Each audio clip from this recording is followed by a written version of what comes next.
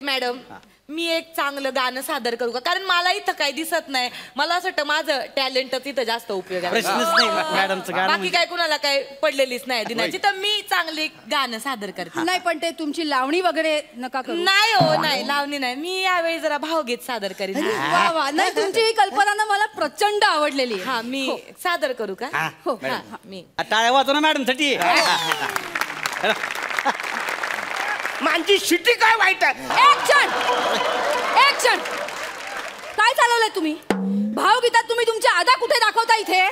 आता हेच दाखवायचं होतं म्हणजे. नाही माझ्या नटसम्राट तरी नाही काय वाईट आहे? त्यापेक्षा मी 1 ते 10 पाडे म्हणून येईन. तुम्ही काही उपयोगाचे नाही आहात. मग मी माझा कणा म्हणून दाखवतो. एक क्षण ऐका. काय चाललंय तुमचं?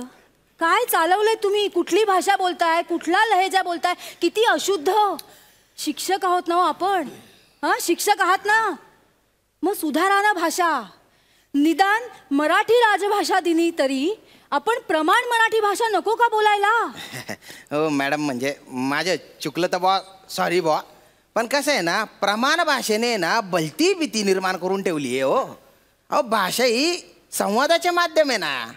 कुठली बी भाषा आहे ना तेव्हाच मोठी होते जेव्हा ती तिच्या बोली भाषांसकट वापरली जाते.